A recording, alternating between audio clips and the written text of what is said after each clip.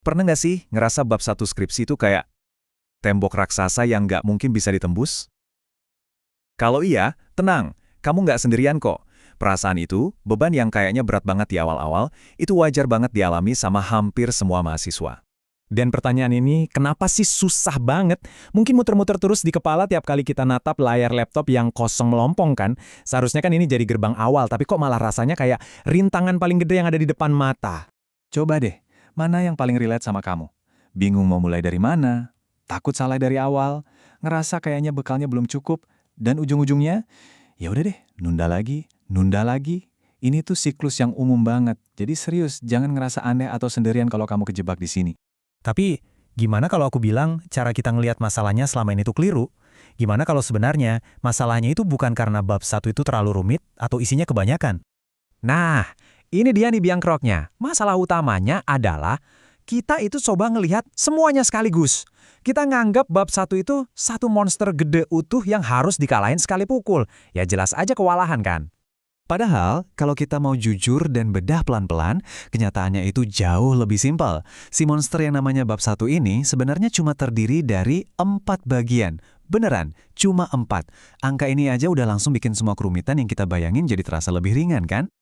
Oke, sekarang kita bedah ya satu-satu. 4 bagian ini bukan lagi tembok, tapi ibaratnya peta jalan yang jelas. Ada latar belakang, rumusan masalah, pertanyaan penelitian, dan terakhir batasan masalah. Kalau kita lihatnya kayak gini, semuanya jadi jauh lebih gampang diatur. Latar belakang. Ini nih yang sering bikin kita macet duluan. Padahal, gini deh, lupain dulu soal nulis esai yang super sempurna.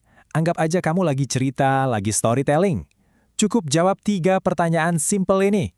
Sebenarnya apa sih yang lagi terjadi? Kenapa ini jadi masalah? Dan kenapa penting banget buat diteliti? Udah, itu aja intinya. Nah, ini cara paling gampang buat bedain keduanya. Dan ini sering banget bikin bingung. Anggap aja latar belakang itu versi cerita panjangnya, novelnya gitu. Nah, rumusan masalah itu intisarinya.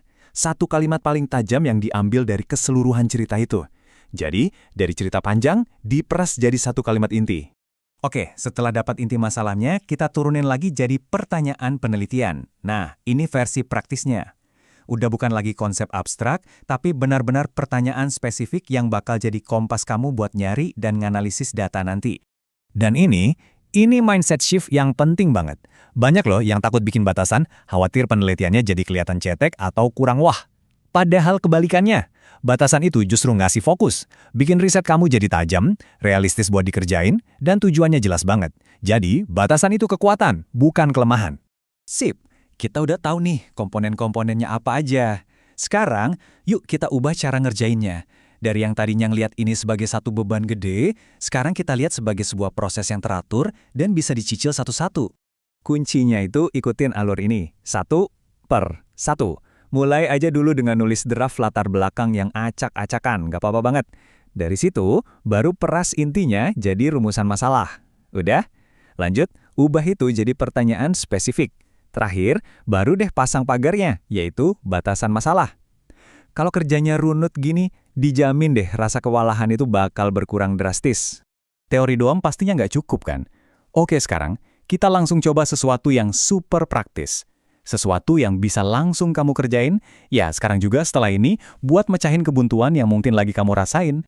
Coba deh, lakuin ini sekarang juga. Ambil kertas atau buka notes, terus tulis 3-5 kalimat aja. Jujur dari hati. Kenapa sih kamu tertarik sama topik ini? Udah? Dari tulisan singkat itu, coba deh tarik satu kalimat yang jadi inti masalahnya.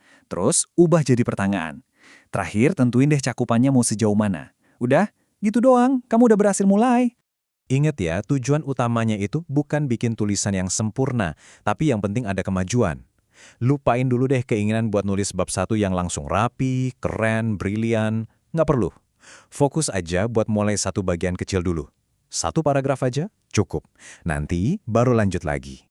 Dengan cara pandang dan cara kerja yang baru ini, bab 1 itu nggak akan lagi jadi tembok raksasa yang bikin takut.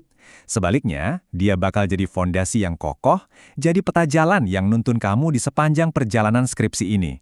Nah, sekarang kamu udah siap buat mulai.